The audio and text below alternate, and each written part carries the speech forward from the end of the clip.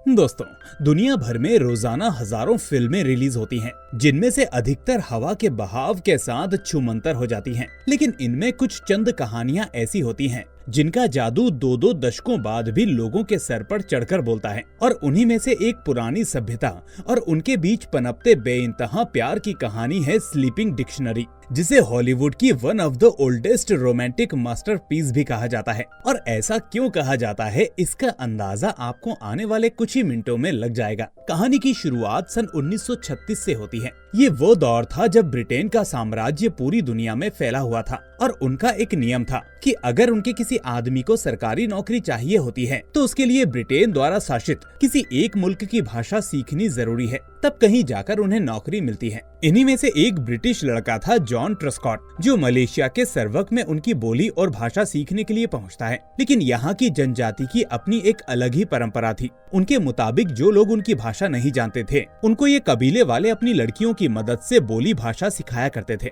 बदले में सीखने वालों को उन लड़कियों के साथ सोना पड़ता था, जिसे आम भाषा में स्लीपिंग डिक्शनरी कहते हैं। और इससे आपको समझ आ चुका होगा कि आखिर हमारी कहानी का नाम स्लीपिंग डिक्शनरी क्यों पड़ा। जॉन जब सरवक पहुंचता है तो उसे रिसीव करने के लिए इल्वन कबीले का चैंपियन साई आता है और उसे लेकर गवर्नर हेनरी बुलार्ड के पास जाता है। हेनरी जॉन से पूछता है कि तुम्हारे पास जाने को बहुत सी जगह थी, तो आखिर तुमने इस जगह को ही क्यों चुना। जॉन कहता है कि दरअसल मेरे पिता यहाँ के गवर्नर रह चुके हैं और उनका सपना था कि वो यहाँ के लोगों को शिक्षित और संपन्न कर सकें, पर इससे पहले कि वो अपना ये सपना सच कर पाते, उनकी हत्या हो जाती है। मैं बस उन्हीं का ये सपना सच करना चाहता हूँ। सुबह हेनरी जॉन को कबीले वालों से मिलवाता है। इस कबीले के सरदार कोई और नहीं, साई के पिता मेलाका होते हैं। सभी लोग जॉन का स्वागत करते हैं और फिर सेलिमा नाम की एक लड़की अपनी प्रथा के अनुसार उसके लिए चावल की बनी एक शरबत लेकर आती है, जिसे जॉन पीने से मना कर देता है। साई उसे समझाता है कि अगर उसने ये शराब नहीं पी तो उसे उनकी परंपराओं की तौहीन माना जाएगा और आज तक किसी ने ये गलती नहीं की। जिसके बाद जॉन को वो शराब पीनी पड़ती है। जॉन को शराब का नशा हुआ हो या ना, लेकिन उसके चेहरे की रंगत साफ साफ बयां कर रही थी कि सेलिमा की खूबसूरती ने उसे जरूर मदहोश कर दिया था। शाम को कबीले का एक पारंपरिक कार्यक्रम होता है, जहाँ पर सेलिमा डांस कर रही होती है और जॉन की नजर उस पर से हट ही नहीं रही थी। इसके बाद जॉन की बारी आती है, जो सभी को इंग्लिश में पोएम सुनाता है, लेकिन साई के अलावा किसी को भी वो समझ में नहीं आ रही थी। सबको बोर होते देख जॉन साई को उठाकर नाचने लगता है और अपने इस डांस से सभी को हंसा हंसा कर लोटपोट कर देता है और फिर वही नशे में टल्ली होकर सो जाता है। अगली सुबह जॉन की मुलाकात हेनरी से होती है, जहां वो इस जगह की खूबसूरती के साथ साथ ये भी बताता है कि यहाँ पर खनिज धातुओं का खजाना है, जिस पर बीती रात कुछ चीनी ने सीमा पर अवैध खनन किया। तभी उनका मुकाबला कबीले वालों से हो गया और उन्होंने उनका सर काट दिया। अब तुम्हें उनसे उन चीनियों का सर वापस लाना है। इतने में यहाँ कबीले का सरदार मेलाका सेलिमा को लेकर आता है और हेनरी को बताता है कि सेलिमा ने जॉन को अपने स्लीपिंग डिक्शनरी के तौर पर चुना है। हेनरी जॉन को बताता है कि हम चाहते हैं कि तुम 6 महीने के अंदर यहाँ की भाषा सीख लो, जो कि सेलिमा तुम्हें सिखाएगी। इस दौरान तुम्हें उसके साथ मियाँ बीबी की तरह रहना होगा और यही यहाँ का कानून है। दरअसल सेलिमा की माँ भी स्लीपिंग डिक्शनरी हुआ करती थी, इसलिए वो भी जॉन की भाषा से अच्छी तरह से वाकिफ थी। पर शादी से पहले किसी पराई महिला के साथ रहना और संबंध बनाना जॉन के उसूलों के खिलाफ था और वो इसके लिए साफ साफ मना कर देता है। जिस पर गुस्से में हेनरी उससे कहता है, तो फिर तुम अपने लिए कोई दूसरा रास्ता ढूंढ लो, क्योंकि बिना यहाँ की भाषा सीखे ना तो तुम नौकरी पा सकते हो और ना ही इन लोगों की भलाई कर सकते हो। इस तरह तो तुम्हारे पिता का सपना धरा का धरा रह जाएगा। गजब बात तो ये थी कि यहाँ पर जॉन ने सेलिमा को नहीं चुना था, बल्कि सेलिमा ने उसे चुना था। हेनरी की बात सुनकर जॉन बेमन से सही, लेकिन सेलिमा के साथ रहने के लिए राजी हो जाता है और फिर हम दोनों को एक साथ पढ़ते हुए देखते हैं। सुबह जॉन गांव आता है, जहां साई बोरे के अंदर उन चीनी लोगों का कटा हुआ सर देता है। जैसे ही वो उसे लेकर जाने लगता है, सभी लोग जॉन पर बेहद बुरी तरीके से हंसना शुरू कर देते हैं, जिससे सेलिमा को दाल में कुछ काला नजर आता है और जब वो उस बोरे को खोलकर देखती है तो उसमें बंदरों की खोपड़ी होती है। सेलिमा साई पर गुस्सा करने लगती है, तो साई उससे कहता है कि तुमने एक बहुत ही बेवकूफ और मूर्ख आदमी को चुना है। जिसके बाद दोनों वापस घर आ जाते हैं, जहाँ पर जॉन का नौकर उसके लिए एक लड़के को लेकर आया था। दरअसल नौकर को लगता है कि जॉन गे है, तभी तो वो सेलिमा के नजदीक नहीं आना चाहता है। ये सब देखकर सेलिमा हंसने लगती है और जॉन अपनी इस बेइज्जती पर सेलिमा को काम से निकाल देता है। यहाँ पर सेलिमा उससे कहती है कि वो कोई उसकी नौकरानी नहीं है, जिसे वो जब चाहे काम से निकाल सकता है। उल्टा उसने उसे चुना था, इसीलिए वो खुद उसे काम से निकाल रही है और फिर वहाँ से चली जाती है। अगली सुबह जब जॉन सोकर उठता है तो घर के सामने सेलिमा को देखता है। उसका नौकर उसे बताता है कि ये लड़की पूरी रात यहीं पर सोई हुई थी। दरअसल अब जब तक वो तुम्हारे साथ संबंध नहीं बना लेती तब तक वापस अपने गांव नहीं जा सकती, वरना कबीले वालों को लगेगा कि इसमें कोई कमी है। ये सुनकर जॉन अपनी भाषा में उसे समझाने की कोशिश करता है कि उसके अंदर ऐसी कोई कमी नहीं है,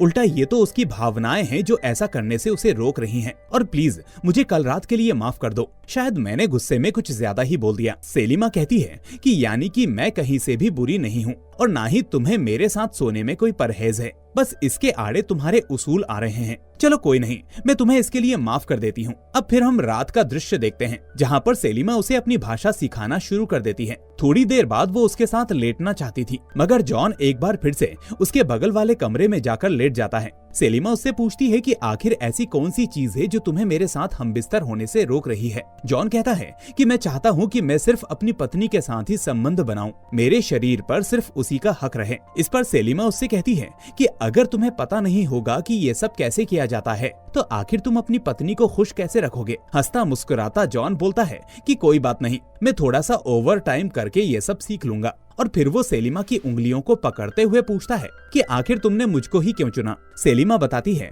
क्योंकि तुम बाकी सभी लोगों से अलग हो, तुम्हें देखते ही अलग सा एहसास होता है। सुबह जॉन कबीले के बच्चों के बीच उन्हें इंग्लिश सिखाने की कोशिश करता है, तभी वहाँ साई आ जाता है और बच्चों को इंग्लिश सिखाने से मना कर देता है, जिस पर जॉन उसे एक चैलेंज देता है जिसके तहत जो जीतेगा उसी की बात मानी जाएगी। ये चैलेंज था कि उन दोनों में से ज्यादा देर तक पानी में अपनी सांस जो रोकेगा वही जीतेगा। साई पहले इस खेल का चैंपियन हुआ करता था, इसीलिए उसे चैलेंज को एक्सेप्ट करने में जरा सी भी देर नहीं लगी और हम देखते हैं कि साई 5 मिनट में पानी के ऊपर आ जाता है, वहीं जॉन तकरीबन 15 से 20 मिनट तक पानी के अंदर ही था। ये देखकर साई के साथ साथ वहाँ मौजूद हर कोई दंग था। सबको लगता है कि जॉन मर चुका है और फिर अचानक से वो पानी के बाहर निकलता है। उसके हाथ में ऑक्सीजन सिलेंडर भी होता है, यानी कि ये सारा कमाल जॉन ने ऑक्सीजन सिलेंडर के बलबूते किया था। वो अब साई को उसे चलाना भी सिखाता है, जिसके बदले में साई उसे उन चाइनीज लोगों का सर वापस लाकर देता है। जॉन इन सरों को ले जाकर सीधे हेनरी को सौंप देता है और हेनरी काफी खुश होता है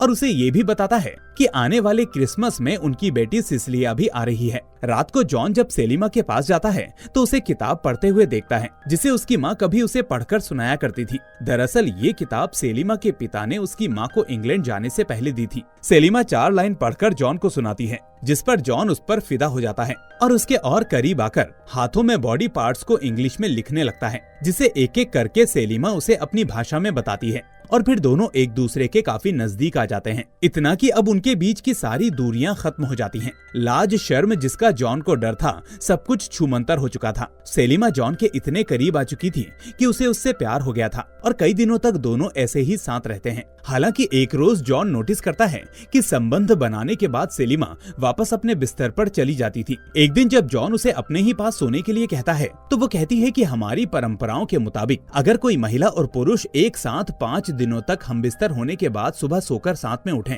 तो इसे उनकी सगाई समझी जाती है। इसके कुछ ही दिनों बाद हेनरी की बेटी सिसिलिया भी वहाँ आ जाती है। हेनरी अपने घर पर एक छोटी सी फैमिली डिनर पार्टी रखता है, जिसमें वो जॉन को भी बुलाता है। यहाँ सिसिलिया बताती है कि उसने विदेश में लेबन जनजाति पर रिसर्च की थी, पर स्लीपिंग डिक्शनरी जैसी प्रथाएं उसे आज भी झूठ लगती हैं। तभी जॉन इसकी हकीकत से उसे वाकिफ करवाता है और कई तर्क देने के बाद बातों ही बातों में वो दोनों अच्छे दोस्त बन जाते हैं। अगली सुबह समुदाय के बीच एक जमीनी विवाद था, जिसे सुलझाने के लिए जॉन उनके बीच रस्सा कसी का खेल करवाता है। इसमें साई की टीम जीत जाती है और सभी इस बात का जश्न मनाने लगते हैं। इसी दौरान सिसिलिया वहाँ फोटो खींचने लगती है, मगर सेलिमा फोटो क्लिक करवाने में थोड़ा हिचकिचाती है। इसी दौरान उनको अपने पड़ोसी कबीले के 2 लोगों की लाश भी मिलती है, जिन्हें देखकर समझ ही नहीं आ रहा था कि आखिर उनकी मौत कैसे हुई है। इसी रहस्यमयी मौत का पता लगाने के लिए जॉन हेनरी से सेलिमा और साई के साथ उनके कबीले में जाने की बात करता है, जिस पर हेनरी तो कुछ हद तक राजी था, लेकिन उसकी पत्नी एगी इसके सख्त खिलाफ थी,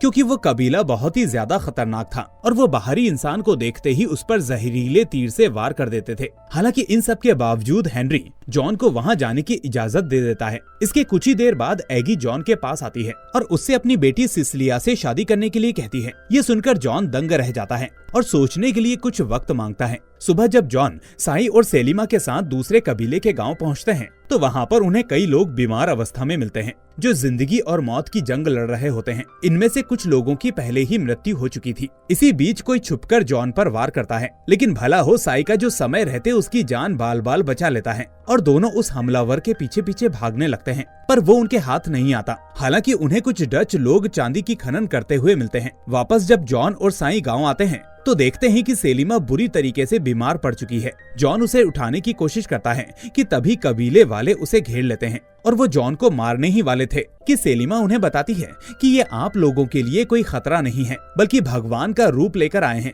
जो आप लोगों की बीमारी को ठीक करने के लिए यहाँ पहुँचे हैं। थोड़ी बहुत छानबीन करने के बाद जॉन को मालूम पड़ता है कि उन लोगों को चावल की शराब में स्लो पॉइजन दिया जा रहा है, जिससे वहाँ के स्थानीय लोग धीरे धीरे बीमार पड़ जाएं और सारी जगह खाली हो जाए, जिससे कि बाहरी डच लोग आराम से यहाँ सोने और चांदी की खुदाई कर सकें। जॉन ये सारी बातें साई के द्वारा वहाँ के लोगों तक पहुँचा देता है, जिससे वो लोग काफी आक्रोशित हो जाते हैं और पास ही मौजूद खनन में खुदाई कर रहे डच लोगों को मौत के घाट उतार डालते हैं। और कुछ दिनों बाद सेलिमा भी पहले जैसी बिल्कुल तंदुरुस्त हो जाती है। एक रोज जॉन उससे शादी करने का प्रपोजल रखता है, लेकिन सेलिमा उसे समझाती है कि यहाँ की परंपराओं के हिसाब से वो किसी भी बाहरी इंसान से शादी नहीं कर सकती। अगर ऐसा करना है तो उन्हें ये जगह छोड़नी पड़ेगी। ये लोग हमारे इस प्यार को बिल्कुल भी नहीं अपनाएंगे। जॉन कहता है कि तुम बिल्कुल भी फिक्र मत करो, मैं हेनरी अंकल से बात करके सब कुछ ठीक कर दूंगा। पर उस बेचारे को क्या ही पता था, जैसे ही वो हेनरी से इस बारे में बात करता है, वो और उसकी बीवी एगी तुरंत इसके खिलाफ खड़े हो जाते हैं। एगी उसे समझाती है कि सेलिमा तुम्हारा पास्ट थी, उसे जितनी जल्दी हो सके तुम भूल जाओ और लंदन जाकर अपनी बेटी सिसिलिया से शादी करने का ऑफर देती है। वहीं अब ये बात पूरे कबीले में फैल चुकी थी। हर कोई सेलिमा पर लांछन लगाने लगा था। वहीं जॉन से एगी कहती है कि अगर तुमने हमारी बात नहीं मानी तो उन डच लोगों की मौत का जिम्मेदार तुमको ठहराया जाएगा, साथ ही साथ 10 साल की कैद होगी। नौकरी तो छोड़ो, तुम दोबारा सरवग भी वापस लौट नहीं पाओगे। उधर सेलिमा को उसके इस अपराध के लिए कबीले के सरदार मेलिका ने कैद कर दिया था। जॉन को जैसे ही ये बात मालूम पड़ती है, वो सेलिमा को आजाद करने के लिए पहुंचता है। उसे बाहर निकालने की तमाम कोशिशें करने लगता है। तभी वहाँ पर हेनरी और मेलाका आ जाते हैं। हेनरी उसे रोकने की कोशिश करता है, मगर जॉन नहीं मानता, जिस पर हेनरी बतौर गवर्नर उसे सजा सुनाने ही वाला होता है कि सेलिमा फूट फूट कर रोने लगती है और जॉन से वहाँ से जाने की गुजारिश करती है। वो उसे कहती है कि मुझे पता था ये लोग नहीं मानेंगे, मैंने तुमसे ये पहले ही कहा था, लेकिन तुमने मेरी नहीं सुनी। अब प्लीज तुम यहाँ से चले जाओ, मैं तुम्हें दुख में अब बिल्कुल भी नहीं देख पाऊंगी।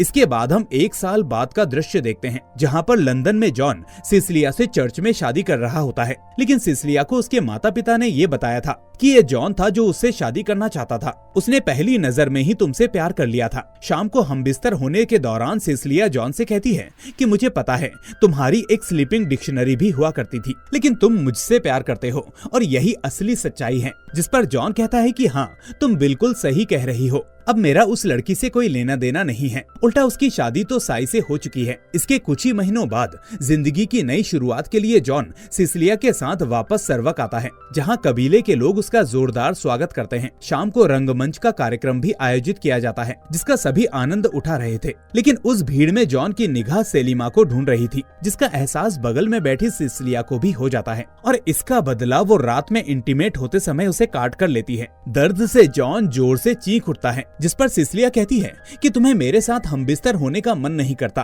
तो मैंने सोचा शायद सेलिमा संबंध बनाने के दौरान कुछ ऐसा ही करती होगी। और फिर उसकी फोटो दिखाते हुए उससे पूछती है कि यही है ना वो। जॉन कहता है लेकिन अब उसकी शादी हो चुकी है, उसका एक बच्चा भी है और तुम्हें भी अपनी जिंदगी में ये सब भूलकर खुश रहना चाहिए। सुबह जॉन अपने नौकर के साथ इस पुरानी जगह पर जाता है, जहाँ पर वो सेलिमा के साथ रहा करता था। लेकिन अब यहाँ पर एक नया ऑफिसर आया हुआ था, जिसका नाम है नेविल शिपर्ली। यहाँ नेविल की अपनी एक अलग स्लीपिंग डिक्शनरी थी, जिसके साथ वो काफी गंदा व्यवहार करता था। इनफैक्ट उसने तो उसको बहुत ही बुरी तरह से मार कर रखा था। ये सब कुछ देखकर जॉन का खून खौल जाता है और वो नेविल पर गुस्सा करने लगता है। साथ ही आखिरी चेतावनी देकर जाता है कि अगर उसने ऐसा दोबारा किया तो वो उसे जिंदा नहीं छोड़ेगा। वो स्लीपिंग डिक्शनरी के पास जाकर उसको समझाता है कि अगर दोबारा कभी भी ये तुम्हारे साथ ऐसा कुछ करे तो तुम इसका प्राइवेट पार्ट काट देना। जिसे सुनकर ये लड़की हल्का सा मुस्कुराती है। शाम को जब जॉन घर आता है तो देखता है कि उसकी सास एगी सिसिलिया से पूछ रही होती है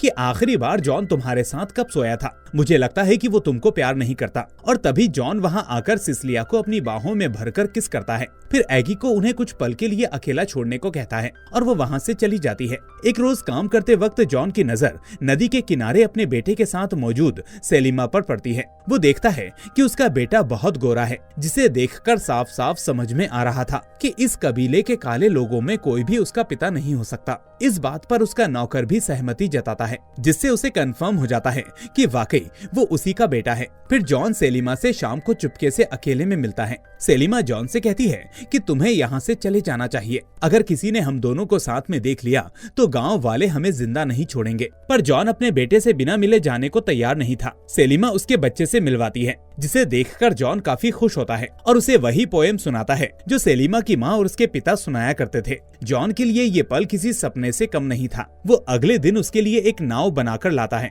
हालांकि उसे ऐसा करते नेविल देख लेता है और वो ये बात जाकर सेलिमा के पति साई को बताता है। अपनी पत्नी के साथ किसी गैर मर्द की बातें सुनकर साई का दिमाग खराब हो जाता है और वो रात में जॉन को जान से मारने के लिए निकल पड़ता है, लेकिन बदकिस्मती से वो पकड़ा जाता है। हेनरी जॉन से कहता है कि ये बहुत ही सीरियस मैटर है और साई को उसके इस अपराध के लिए उसे फांसी देनी पड़ेगी। साथ ही साथ तुम्हें भी सेलिमा से नहीं मिलना चाहिए। जिस पर जॉन उल्टा हेनरी पर गुस्सा करता है कि उसके बेटे की बात आखिर उन्होंने उससे क्यों छुपाई। क्या एक पिता अपने बेटे से मिल नहीं सकता? क्या आपकी अपनी औलाद इस तरह होती तो आप क्या करते? हेनरी जॉन की बातें सुनकर थोड़ा इमोशनल हो जाता है। वो उसे जिंदगी की एक बहुत बड़ी सच्चाई बताता है। वो उससे कहता है कि तुम अकेले नहीं हो जिसे अपने बेटे को बिना एक्सेप्ट किए रहना पड़ रहा हो। मैं भी उन बदकिस्मत लोगों में से एक हूँ जो चाहकर भी अपनी औलाद को अपना नहीं सका। और हमें यहाँ मालूम पड़ता है कि सेलिमा कोई और नहीं बल्कि हेनरी की ही बेटी है। सेलिमा की माँ हेनरी स्लीपिंग डिक्शनरी थी और इस बारे में सेलिमा को बिल्कुल नहीं पता है। वो चाहता तो सेलिमा को अपना सकता था, लेकिन खुद से ज्यादा उसने अपने कर्तव्य को चुना ताकि वहाँ के लोगों का उद्धार हो सके, और उसे भी यही करने की सलाह देता है। अगले दिन सुनवाई की तारीख आती है जहाँ पर साई की इस हरकत के लिए उसे सजा देना था, लेकिन जॉन साई को किसी भी तरीके से नुकसान नहीं पहुँचाना चाहता था क्योंकि उसने उसकी जान भी बचाई थी। वो सबके सामने साई को समझाने की कोशिश करता है कि वो ये बोले कि उसने उस पर हमला जानबूझकर नहीं किया बल्कि गलती से हो गया, पर साई फिर भी सबके सामने सच्चाई बोल देता है, जिसकी वजह से मजबूरी में जॉन को उसे फांसी की सजा देनी पड़ती है। मगर रात को वो खुद उसको अपनी बंदूक सौंपकर उसे वहाँ से भगा देता है और सेलिमा से वादा करता है कि वो सुबह उसके साथ इस जगह को छोड़कर हमेशा हमेशा के लिए चला जाएगा। जॉन ने अपने मुल्क, कर्तव्य और परिवार को छोड़कर अब सेलिमा को चुन लिया था, लेकिन न जाने कैसे इस बात का पता हेनरी को चल जाता है और वो उसे उसके ऑफिस में ही बंद कर देता है। पर किसी तरीके से जॉन खुद को आजाद करके वहाँ से सीधे अपना सामान बटोरने के लिए घर पहुँचता है, जहाँ पर सिसिलिया पहले से ही उसका इंतजार कर रही होती है।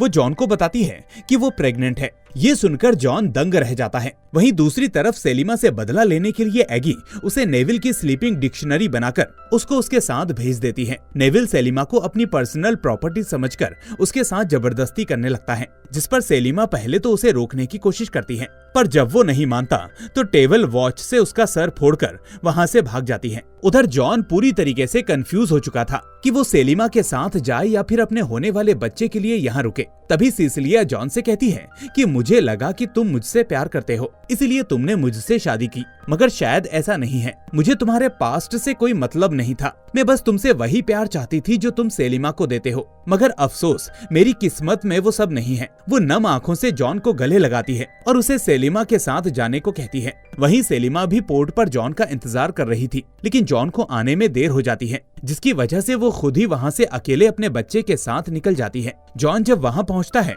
तो उसे दूर दूर तक सेलिमा नजर नहीं आती। तभी उसका नौकर आकर उसे बताता है कि वो पुरानी खदान की तरफ गई है। जॉन भी अब नाव से उसके पीछे पीछे जाने लग जाता है। दूसरी तरफ जब सेलिमा नाव बदलने के लिए किनारे पहुंचती है तो अपनी आंखों के सामने हेनरी को देखती है। दोनों एक दूसरे को जोर से गले लगा लेते हैं और यहाँ कहानी में हमें मालूम पड़ता है कि सेलिमा को पता था कि वो उसका पिता है, लेकिन चाहकर भी उसने ये बात उससे कभी नहीं कही। लेकिन आज हेनरी की आंखों में आंसू थे और उससे भी ज्यादा उसे इस बात का दुख था कि उसने कभी भी उसे वो दर्जा नहीं दिया जिसकी वो हकदार थी। हेनरी सेलिमा को दूसरी नाव के रास्ते भेज देता है। सुबह ये बात पूरे गांव में आग की तरह फैल जाती है। एगी अपने पति हेनरी से उन दोनों को पकड़ने के लिए भेजती है, मगर तभी सिसिलिया अपनी माँ से कहती है कि वो नहीं चाहती कि उसकी बहन और उसके पति को कोई भी परेशान करे, जिस पर एगी सीधे नेविल के पास जाती है और उसे उन दोनों को पकड़ने का काम सौंपती है। इधर कई दिनों तक जंगलों में अनगिनत कबीलों को खोजते खोजते आखिरकार जॉन को सेलिमा मिल जाती है। दोनों एक बार फिर से